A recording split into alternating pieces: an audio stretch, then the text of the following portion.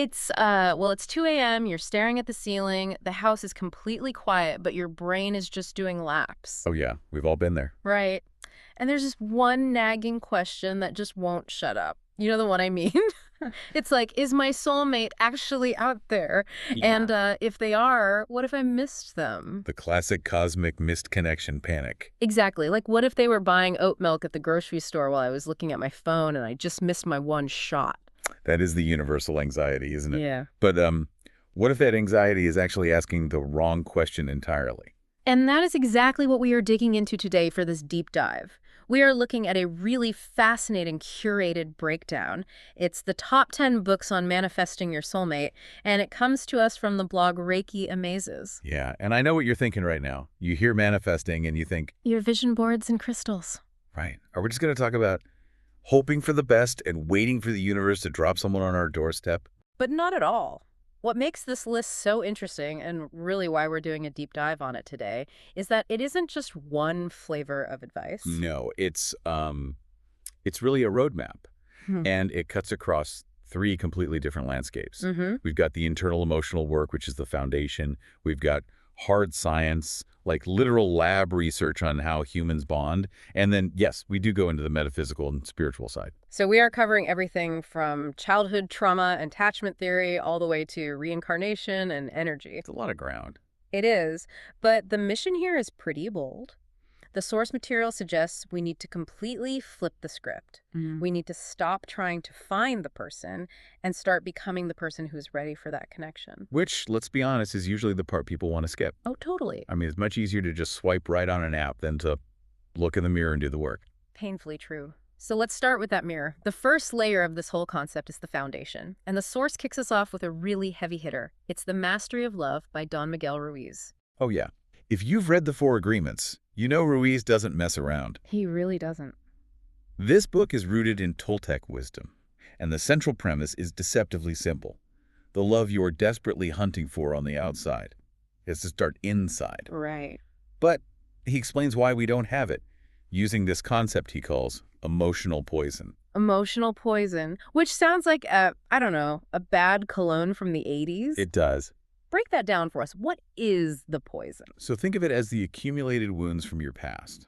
Ruiz argues that through childhood and what he calls domestication. Domesticate. Yeah, basically society training us how to behave. Through that, we pick up fear, jealousy, judgment, shame. All of that is the poison. And the real tragedy is we enter relationships hoping our partner will suck the poison out of us. Wow. We want them to be the antidote. Like, please make me feel better about myself. Well, precisely. But that's impossible. You can't ask someone else to heal a wound that's strictly internal. Ruiz says a master of love is someone who has healed their own wounds first. He uses an analogy here that I really want to unpack because it's vivid, Yeah. but I also have some questions about it. He talks about the magical kitchen. It's one of the best metaphors in the entire genre, honestly. So imagine you have a magical kitchen in your house, and it produces any food you want. Pizza, sushi, whatever, in infinite quantities. Sounds great.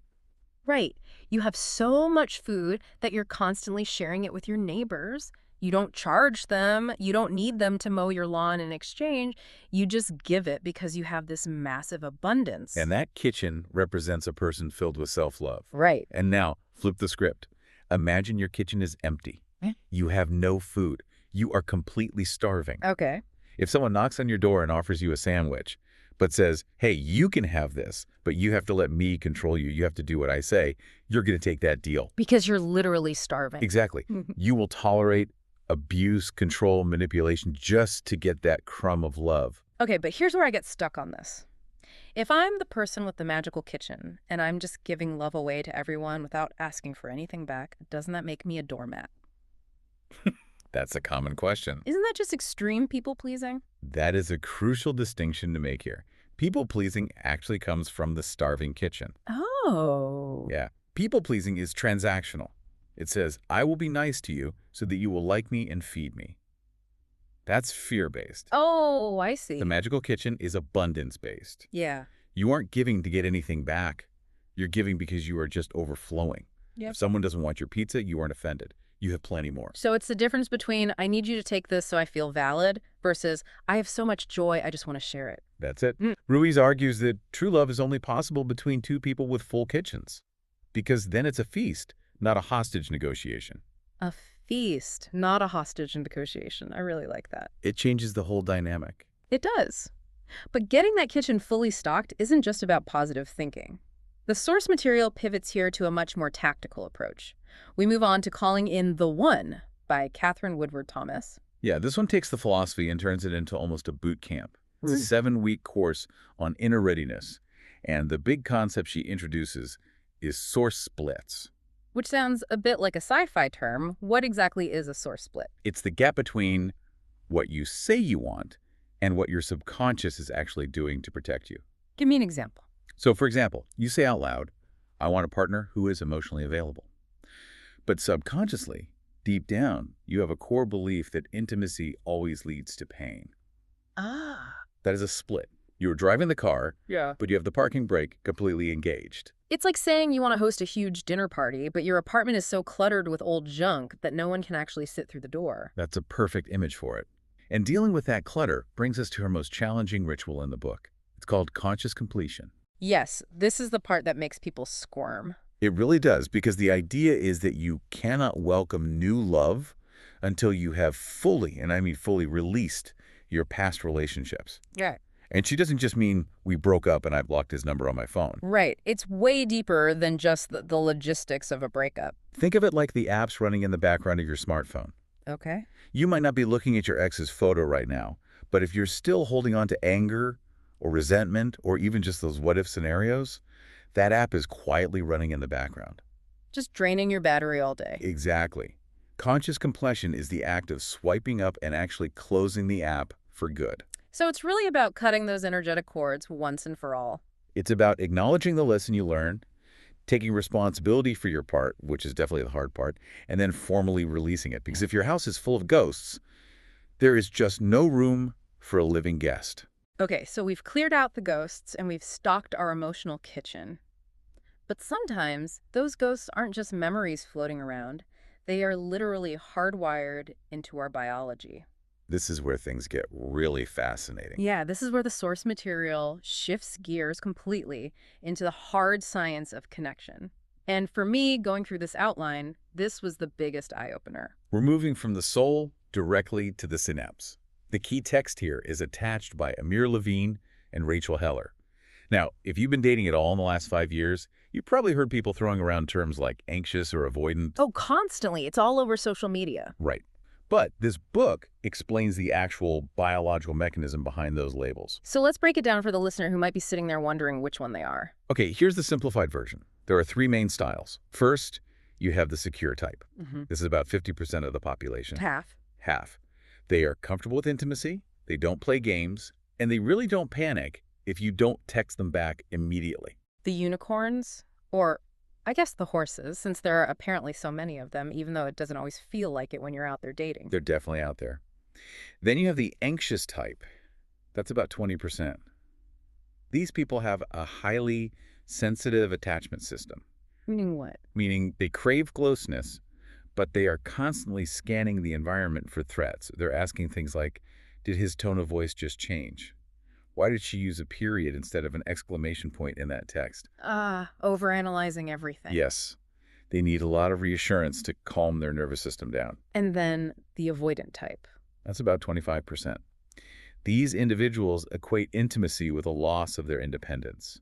So when things start to get too close or too serious, their internal alarm bells ring, and they pull away to deactivate that stress. And here's the big aha moment from the source, or maybe the oh no moment. It talks about the anxious avoidant trap. This is the ultimate danger zone in dating. Anxious people and avoidant people are very frequently drawn to each other. Why, though? That sounds like absolute torture. You have one person constantly chasing and one person constantly running away. Why on earth do we do that to ourselves? It's not masochism. It's pure biology and psychology. The anxious person pushes for closeness, right? Which validates the avoidant person's core belief that people are clingy and want to trap them, so the avoidant pulls away. Which then triggers the anxious person. Exactly. The pulling away validates the anxious person's core belief that everyone they love will eventually leave them. It perfectly confirms both of their negative worldviews. It's a complete self-fulfilling prophecy. And here's the kicker that the book points out. Anxious people often find secure people totally boring. Boring. Why would stability be boring? Because there is no drama. There is no massive adrenaline spike of, will they call, followed by the huge relief of, oh, thank God they called. Secure love feels very calm. But to an anxious nervous system, calm feels like there's no chemistry. That is actually heartbreaking. You're so addicted to the roller coaster that you just completely overlook the steady ground. It is. But realizing that you're doing it is the first step to breaking the cycle. You have to actively retrain your nervous system to appreciate safety. Well, speaking of safety, let's talk about keeping a relationship safe once you're actually in a healthy one, because we have to bring in the love lab. Oh, John Gottman. Yes. The source highlights Gottman's The 7 Principles for Making Marriage Work. This is the guy who can predict divorce with 90% accuracy just by watching a married couple argue about what to have for dinner. Gottman is the absolute gold standard for relationship research. Yeah. And he identifies what he calls the 4 horsemen. These are the 4 biggest predictors of the end of a relationship. Let's list them. You have criticism, defensiveness, stonewalling, which is just completely shutting down and ignoring the other person. And then the most toxic one of all, contempt. Contempt. That's not just being angry with your partner, right? That's something darker. That's like saying, I'm fundamentally better than you. Yes. It shows up as eye-rolling, heavy sarcasm, name-calling. Okay. Gottman says it's like pouring sulfuric acid directly onto a relationship. That's a brutal image. But what I love about Gottman's work is that he doesn't just give you the bad news. He gives you the antidote. He gives you the bird. I love the bird example, but let's make it a bit more modern for today's world. Okay, let's do it. Imagine you're sitting on the couch, scrolling through your phone. Your partner looks up from their laptop and says, "Whoa, look at this weird cloud outside." Or, "Hey, listen to this really funny tweet I just saw." And in that exact microsecond, you have a choice. That is a major sliding door moment. Gottman calls that a bid for connection. You can just ignore them, maybe grunt, and keep scrolling. That is what he calls turning away. Or you can look up from your screen and say, "Oh yeah, that is funny. That is turning towards." It sounds so incredibly trivial, though. It's literally just a cloud. It's never just a cloud. Underneath, it's a question. It's asking, do I matter to you? Am I interesting to you? The masters of marriage, the couples who stay happily together, they turn towards those little bids 86% of the time. Wow. 86%. And the disasters, the ones who end up divorcing, they only turn towards the bids 33% of the time. You build a soulmate connection in those tiny micro moments on a Tuesday night, not on expensive vacations. And there's another fascinating stat from Gottman that the outline mentions. 69% of marital conflicts are never actually solved. Yes. 69%. They are just perpetual problems based on fundamental personality differences. You just learn to manage them instead of fixing them, which takes so much pressure off. It really does. You don't have to agree on everything. Now, briefly, before we move on from the science, we should mention The 5 Love Languages by Gary Chapman, because it fits right in here perfectly. Right. The core concept there is the empty love tank. You might be out there washing your partner's car every single week, which is acts of service, thinking you're showing them how much you love them. But if their language is quality time... Exactly. They don't see love. They just see a clean car. And they feel totally empty and unloved because you're speaking the wrong dialect to them. Okay, so we fixed the magical kitchen, we understand our attachment wiring, and we're answering the bids for connection. But even with all that solid science, there's still something deeply mysterious about love. Always. Because sometimes you get triggered by something so small, like a single dirty dish left in the sink, and your reaction is just nuclear. The science says that's irrational, but in your body, it feels incredibly real and justified. And that is exactly where the science ends and the spiritual perspective begins. This is where the source material really challenges us to go deeper. It introduces A New Earth by Eckhart Tolle. Tolle introduces this concept of the pain body, which I have to say sounds like a monster from a horror movie. Well, in a way it kind of is. Tolle argues that we all carry old emotional pain. Stuff from childhood, from past relationships, traumas, and it lies dormant inside our bodies. He calls it the pain body. When you get into an intimate relationship, that extreme closeness wakes the monster up. So when I am screaming about the dishwasher being loaded wrong, it's not actually about the dishwasher at all. No. It's the pain body feeding on the conflict. It desperately wants drama to sustain itself. Tolley's view is that intimate relationships are actually a spiritual practice because they are the most efficient way to wake up that pain so you can deal with it. So the goal of a relationship isn't just to be happy. The primary goal is consciousness. When your partner triggers you, instead of pointing the finger and blaming them, you use the conflict as a mirror. You look at it and say, oh, look at that. There's my pain body acting up. There's that old abandonment wound again. You observe it rather than becoming consumed by it. That is a massive perspective shift. It turns a screaming match from a fundamental failure of the relationship into a real opportunity for growth. Yes. And this aligns so well with another book on the list, Soulmates by Thomas More. He talks a lot about the shadow. Moore's work is very poetic. He strongly warns against trying to find a perfect, flawless partner. He says we actually have to learn to love the shadow. The shadow being the imperfections. Yeah, the parts of a person that are unpolished, maybe a little boring or weirdly quirky, because those imperfections often reflect the traits we've disowned in ourselves. It's essentially the parts we usually try to hide on a first date. Exactly. But Moore says the actual soul of a relationship is found in those messy, mundane details. If you're only looking for the highlight reel, you aren't really looking for a soulmate. You're looking for a fantasy. Now, if we're talking about the soul, we absolutely have to talk about the most woo-woo book on the list. Ah, yes. Many Lives, Many Masters by Brian Weiss. This takes us from childhood wounds all the way to ancient past life wounds. It does. And remember, Weiss wasn't some fringe guru. He was a highly skeptical, Ivy League-trained psychiatrist. Right, he was totally rooted in traditional science. Very much so. But he stumbled onto this when a patient under hypnosis started recalling incredibly specific details from past centuries, details that she couldn't possibly have known about. And this brings up the concept of soul groups, which the source material highlights. The idea here is that we travel through time and eternity with the exact same group of souls. So a mother in one lifetime might be your sister in the next, or maybe your husband.